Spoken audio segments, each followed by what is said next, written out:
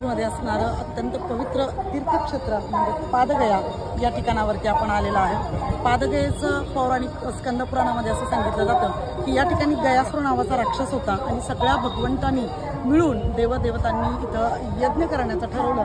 आणि तो यज्ञ कुठं करायचं तर गयासुराचं शरीरच मुळात यज्ञभूमी म्हणून त्याच्याकडे मागण्यात आलेलं आहे आणि गयासुरानं सुद्धा त्याला होकार दिलेला आहे आणि त्याच्या शरीरावरती तुम्ही समोर पाहताय सगळे देव मिळून इथं यज्ञ करतायत झालेला आहे। तो यज्ञ त्याच्या शरीरावरती चालू झालेला आहे आणि त्याला एकच आठ दिली होती की तू तुझं शरीर संपूर्ण यज्ञ पूर्ण होईपर्यंत हलवायचं नाही आणि तोही त्यासाठी खूप तत्पर होता। परंतु सगळ्या देवतांना अत्यंत चिंता वाटू लागली की याने जर याचं वचन पूर्ण केलं तर कसं होणार, म्हणून मग सगळेच देवदेवता या भगवान शंकराकडे जात आहेत। भगवान शंकराला सांगतायत की या गयासुराचं शरीर हलणं अत्यंत गरजेचं आहे। त्यावेळेला भगवान शंकर कुक्कुटाच्या म्हणजे कोंबड्याच्या स्वरूपामध्ये इथं प्रगट झालेले आहेत आणि कोंबडा ज्या पद्धतीनं पहाटे बाग देतो त्या पद्धतीने इथं मोठ्याने ते ओरडलेले आहेत आणि त्यांचा आवाज ऐकल्यानंतर अर्थातच गयासुराला असं वाटते की बहुतेक हा यज्ञ संपन्न झाला असावा, म्हणून तो त्याचं शरीर हलवतो आणि नेमकं देवांना तेवढंच पाहिजे असतं।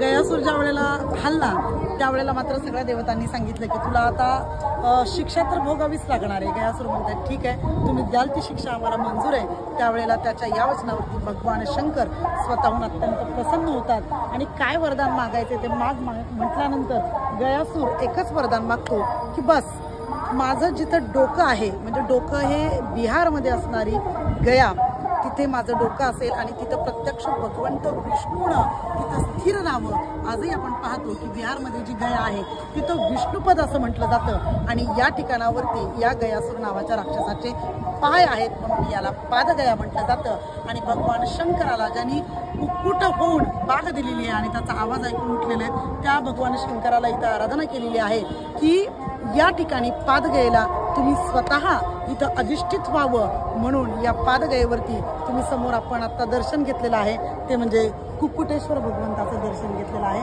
अशा पद्धतीने इथं पादगया आणि कुक्कुटेश्वर भगवंताचं दर्शन आहे। जय श्रीराम।